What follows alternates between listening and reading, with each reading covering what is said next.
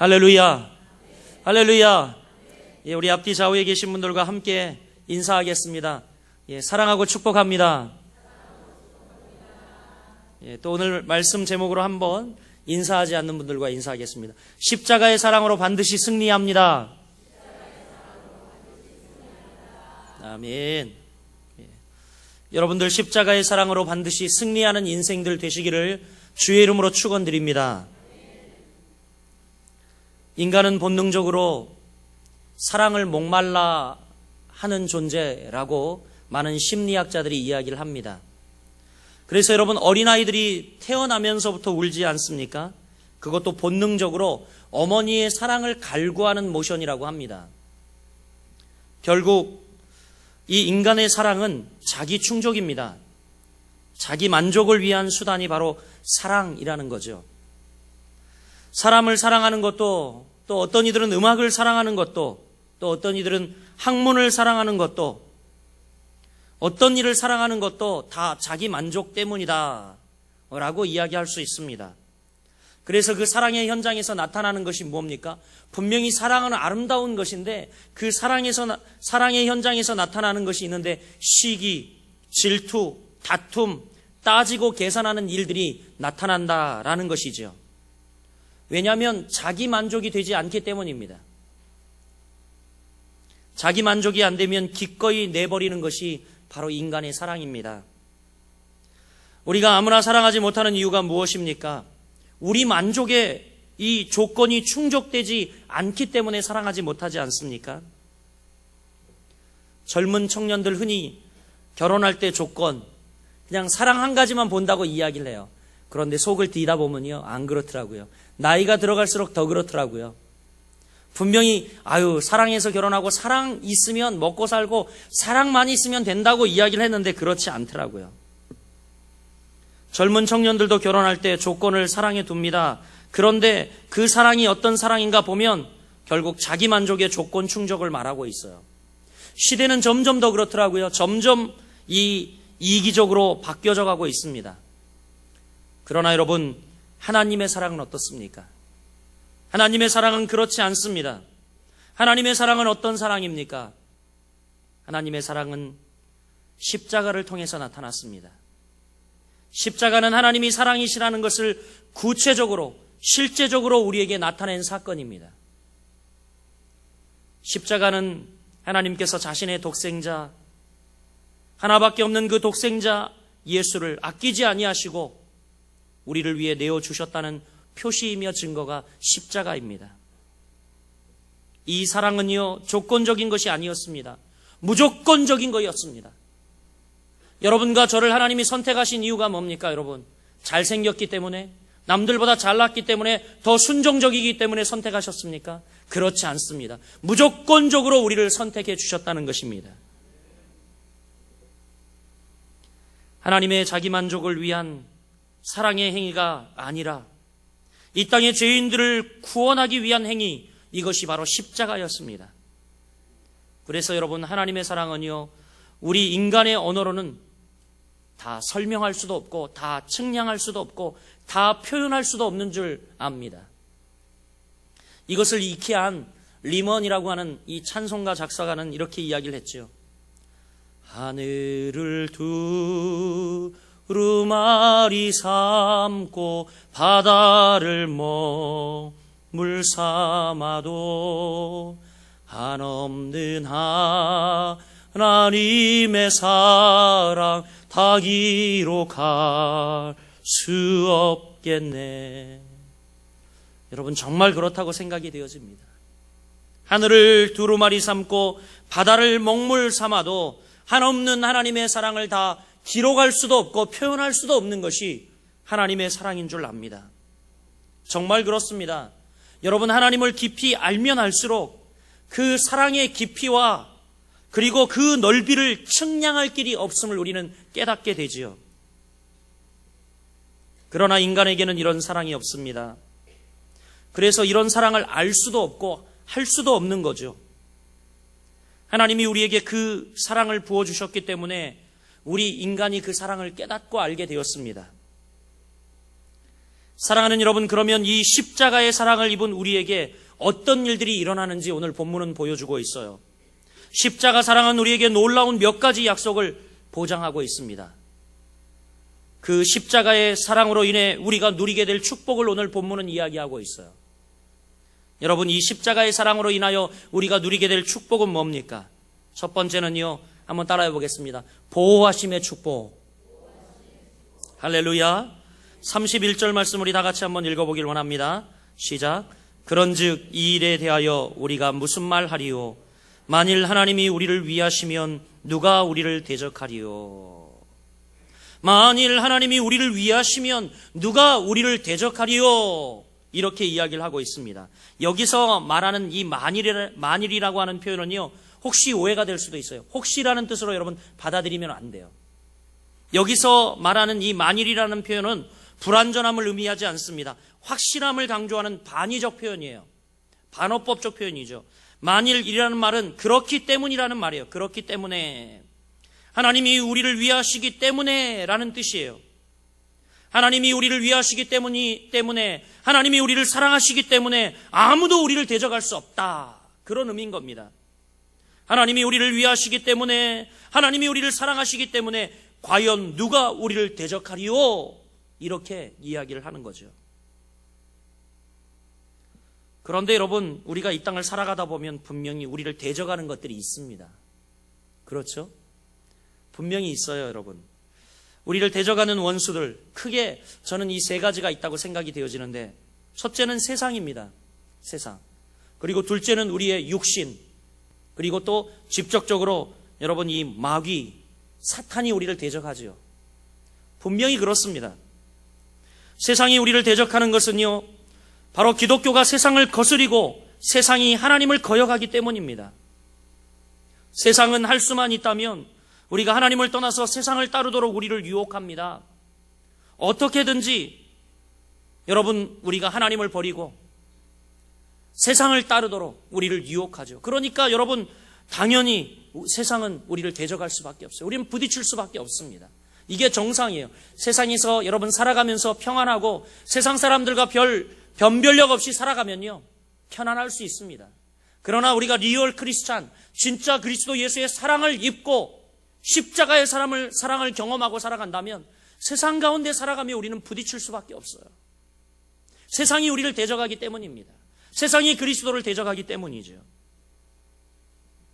또 여러분, 우리 육신은 어떻습니까? 우리 육신 역시 마찬가지죠. 육신이 우리의 대적이 되는 것은 우리의 육신 속에 아직도 죄악의 씨앗을 담고 있기 때문입니다. 문제는 우리가 육신을 입고 있기 때문에 육신의 영향력에서 온전히 벗어나 자유로울 수가 없다라는 것입니다. 그런가 하면 여러분, 사탄이라는 강력한 원수 마귀가 우리를 또 대적하고 있습니다. 베드로 사도는 그래서 이 마귀를 일컬어 베드로전서 5장 8절에 보면 삼킬 자를 두루 찾아 우는 사자다, 이렇게 이야기를 하고 있습니다. 배고파 굶주려 삼킬 자를 두루 찾는 이 사자와 같이, 우는 사자와 같이 사단은 우리를 삼키려고 우는 사자처럼 무서운 기세로 우리를 대적합니다. 여러분, 두렵습니까? 이런 이야기를 들으니까 괴롭습니까, 여러분? 세상이 우리의 원수가 되어 우리를 대적하고, 심지어 우리 속에 우리 육신이 우리를 대적하는 이 육체가 있고, 사단은 울부짖으며 우리를 대적하고 있습니다. 우리는 이러한 원수들의 대적을 받으며 살아가고 있습니다. 그러나 여러분, 하나님이 우리를 사랑하시는데 그 무엇이 우리의 대적이겠나? 그 무엇이 우리를 대적하겠나? 우주의 주인이시고 전지전능하신 하나님이 그 아들 십자가에 내어주기까지 우리를 사랑하시며 우리를 위하시기에 여러분, 우리를 이길 만한 대적은 없는 줄 믿으시길 바랍니다. 지상에 존재하는 그 어떤 세력도 하나님을 대항할 수 없습니다. 출애굽기에 보니까 뭐라고 이야기합니까? 하나님이 우리를 위하여 싸우신다. 너희는 가만히 있어. 하나님의 하나님 되심을 알지어다, 우리에게 말씀하고 있습니다. 하나님은 분명 원수의 손에서 우리를 보호하시고 길을 잃을 때에 우리를 인도하여 주시는 줄 믿습니다. 우리 가나의 맹재간 선교사님이 복귀하셨습니다. 예. 제가 메일을 이렇게 받고 여러분 새벽 기도회 때 이렇게 기도해 달라고 하면서 요청할 때마다 제일 안타까운 것은 이 말라리아를 막 10번씩 걸리시면서도 지금까지 살아계신다는 것이 참, 예. 거기다가 뭐 우리 성인들이야 그렇지만 이제 막 핏덩이를 안고 저희 교회에서 출산하고 이제 막, 예, 선교지로 우리 현호를 안고 가지 않았습니까? 현호도 말라리아를 걸려서 현호가 막 고열에 시달리고 있고 고통을 당한다라는 이야기를 들으면요, 정말 참 마음이 안타깝기 그지없더라고요. 그런데 여러분, 무사히 건재하게 귀국을 하셨습니다. 할렐루야. 저는 지금 하나님의 보호하심을 이야기하고 있습니다. 만일 하나님이 우리를 위하시면 누가 우리를 대적하리요? 십자가의 사랑을 덧입은 우리가 하나님이 우리를 위하시고 하나님이 우리를 보호하시는데, 하나님이 우리를 사랑하시는데 과연 여러분 누가 우리를 대적할 수 있겠습니까? 모든 상황 속에서 여러분과 함께 하시는 하나님을 찬양하며 십자가의 사랑 안에 거하는 여러분들 되시길 주의 이름으로 축원드립니다. 십자가의 사랑으로 우리가 누리게 될 두 번째 축복은 뭡니까? 그것은 여러분 32절 이야기하고 있는데 채워주심의 축복입니다. 32절 말씀 우리 같이 한번 읽어보겠습니다. 시작. 자기 아들을 아끼지 아니하시고 우리 모든 사람을 위하여 내주신 이가 어찌 그 아들과 함께 모든 것을 우리에게 주시지 아니하겠느냐. 할렐루야, 할렐루야. 하나님께서 우리를 위해 자기 아들까지 아끼지 아니하시고 십자가에 내어 죽게 하셨다면 그 하나님이 우리를 위해 무엇을 아끼겠나라고 말씀하는 거죠. 하나님이 우리에게 인색할 것이 무엇이 있겠습니까? 아들까지 주셨다면 하나님께서 아들과 함께한 더 풍성한 것으로 우리를 채워주실 줄 믿으시길 바랍니다. 여러분 마음속에 저는 이 말씀을 담기를 간절히 소원합니다.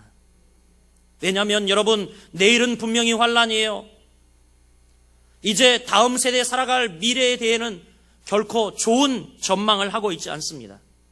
오늘의 현실이 고달프고 힘들지라도 이 말씀, 이 놀라운 하나님의 사랑, 십자가의 사랑을 여러분 가슴에 새기기를 주의 이름으로 축원드립니다.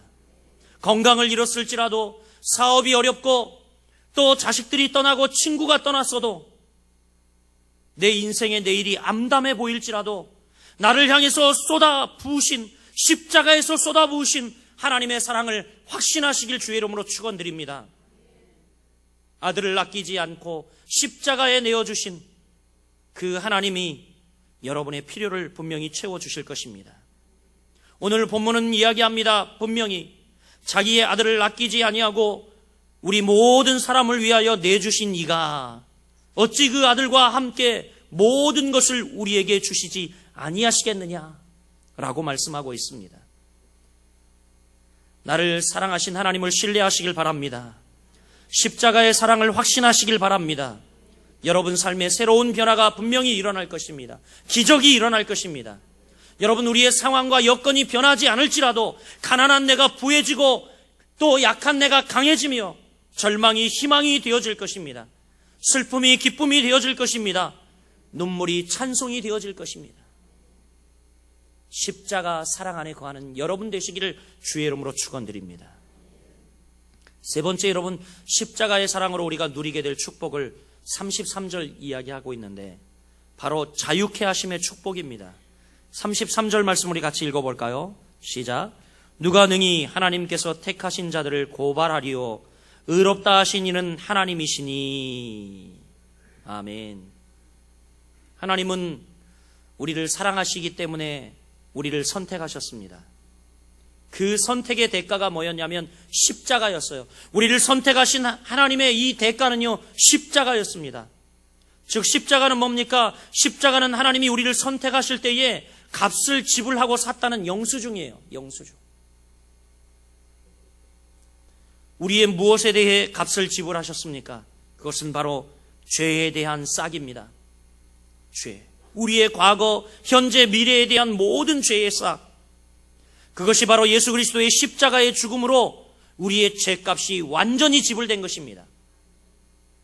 그러므로 여러분 죄는 더 이상 우리를 고발할 수 없게 되었습니다. 그래서 오늘 이야기하죠. 누가 능히 하나님께서 택하신 자들을 고발하리요. 이제 하나님의 택함을 받고 예수 그리스도의 십자가의 죽음으로 우리의 죄값이 지불되었기 때문에 어느 누구도 우리를 고소할 수 없다라고 이야기합니다. 예수님의 십자가로 그 모든 죄를 다 담당하셨기 때문입니다. 우리의 죄값을 그분이 다 치루었기 때문입니다. 이제 여러분, 우리 안에 죄는 능력을 잃었어요.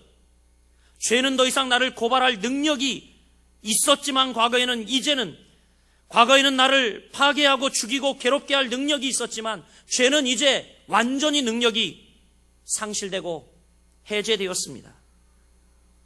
나를 우울하게 만들고 불안하게 만들고 밤잠 못 자게 만들고 사람들과 원수 되게 할 능력이 과거에는 있었지만 이제 죄는 그 능력을 상실했습니다. 예수님의 십자가의 사랑이, 십자가의 보혈이 나를 의롭게 만들었기 때문이죠. 사랑하는 여러분, 이제 자유하시길 바랍니다. 이제 자유하시길 바랍니다. 우리 옆 사람에게 선포합시다. 이제 자유다. 죄의 악몽과 불안을 여러분 속에서 거두어내시길 바랍니다. 여러분 죄책감에서 벗어나시길 바랍니다. 대부분 우울증, 이것은 어디에서 오냐면 이 죄책감에서 온다고 합니다. 여러 증세에서 시작이 돼요. 외로움, 또 쓸쓸함, 혹은 또 혼자됨, 아니면 또 여러 가지 상황 속에서 이 우울증이 시작되는데 우울증의 결론은 죄책감이랍니다. 죄책감. 결국 나중에는 이 죄책감에 시달리다가 자살을 한다고 하죠. 여러분 모르는 거예요. 십자가의 사랑을 모르기 때문에 여러분 바로 이 자유함을 누리지 못하는 거죠. 우리의 모든 죄에 대해 예수 그리스도께서 십자가를 친히 짊어지시고 우리의 죄값을 다 십자가상에서 치르시며 말씀하신 것이 있어요. 내가 다 이루었다. 할렐루야. 할렐루야. 이제 여러분 자유하세요. 모든 죄책에서 여러분 벗어나시길 바랍니다. 이것이 바로 십자가의 사랑으로 우리가 누리게 될 축복입니다.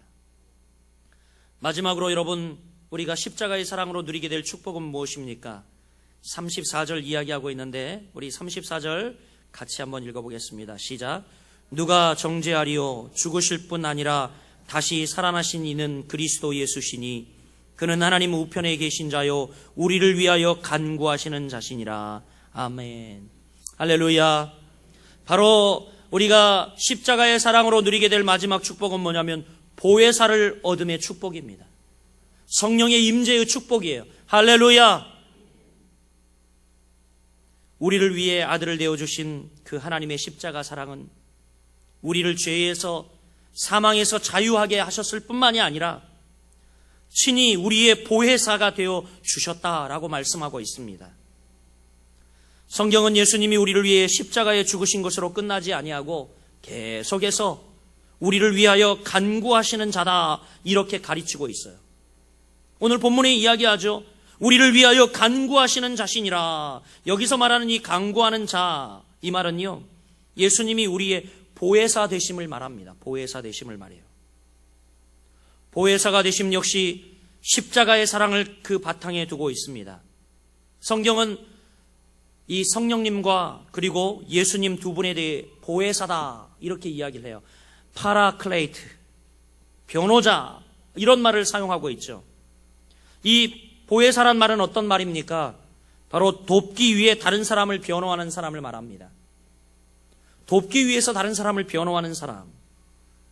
예수님은 성령님을 제자들에게 보내사 그들의 보혜사가 되게 하겠다고 말씀하셨을 때에 바로 이 성령에 대한 단어를 바로 이 보혜사, 파라클레토스라고 하는 단어를 사용하고 있습니다.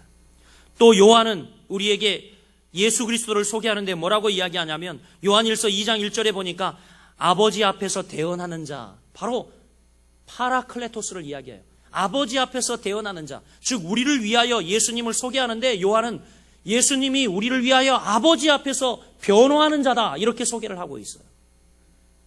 우리를 대신해서 변호하는 자, 우리의 형편과 처지를 대신해서 하나님께 간구하시는 분이라고 이야기합니다. 우리를 위하여 간구하시는 자신이라. 졸지도 않고 주무시지도 않고 우리를 위해 간구하시는 분. 사랑하는 여러분, 우리는 오늘 이 사랑을 입고 살고 있음을 여러분 아십니까? 여러분이 예수 그리스도를 영접하고 십자가 사랑 안에 거하게 될 그때부터 이미 성령님이 여러분과 동행하시며 여러분을 향하여 간구하고 계시고 여러분을 위하여 기도하고 계시고 여러분을 하나님 앞에서 변호하고 계시고 여러분을 위하여 대언하고 계심을 여러분 믿으시길 바랍니다.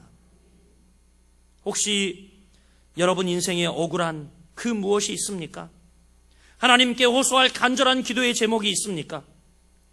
십자가에서 날 위해 돌아가신 그 예수님께서 그 십자가의 사랑으로 우리를 위해 간구하고 계심을 이 시간도 믿으시길 바랍니다. 사랑하는 여러분, 말씀을 맺으려고 합니다. 그럼 이러한 축복을 확신할 수 있는 근거는 무엇입니까? 그것은 바로 하나님의 십자가 사랑, 그것 때문입니다. 그러면 여러분, 이 사랑은 과연 우리가 신뢰할 만한가? 이 십자가의 사랑을 과연 신뢰할 만한가? 이 십자가의 사랑의 유통기한은 언제까지인가? 그것을 35절부터 37절까지 우리에게 결론의 말씀으로 이야기하고 있어요. 우리 같이 한번 35절부터 37절까지 한번 읽어보겠습니다. 시작. 누가 우리를 그리스도의 사랑에서 끊으리요? 환난이나 곤고나 박해나 기근이나 적신이나 위험이나 칼이랴. 기록된 바 우리가 종일 주를 위하여 죽임을 당하게 되며 도살할 양같이 여김을 받았나이다 함과 같으니라. 그러나 이 모든 일에 우리를 사랑하시는 이로 말미암아 우리가 넉넉히 이기느니라. 아멘. 아멘. 여러분, 이 십자가의 사랑은 끊을 수 없는 사랑이기에 신뢰할 만합니다.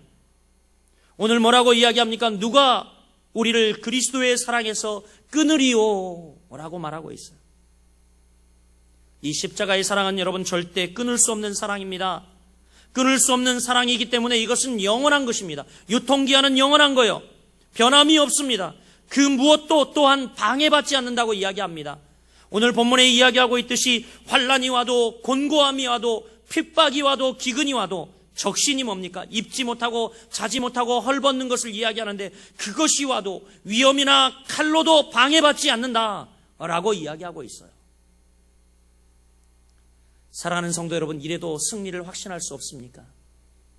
승리를 확신하시길 바랍니다. 오늘 이제 37절 말씀은 이렇게 이야기합니다. 그러나 이 모든 일에 우리를 사랑하시는 이로 말미암아 우리가 넉넉히 이기느니라. 우리를 사랑하시는 이로 말미암아 우리가 넉넉히 이기게 되는 것입니다. 이 십자가 사랑은 이미 우리에게 나타났고 이미 우리에게 충족한 사랑으로 우리가 넉넉히 이 땅을 이기며 살아갈 수 있습니다. 이것이 바로 십자가의 사랑의 실제요, 복음의 실제인 것입니다. 사랑하는 거룩한 비성광교회 성도 여러분, 한 주간도 예수 그리스도의 십자가의 사랑으로 승리하고도 남는 여러분들이 되시기를 주님의 이름으로 간절히 축원드립니다.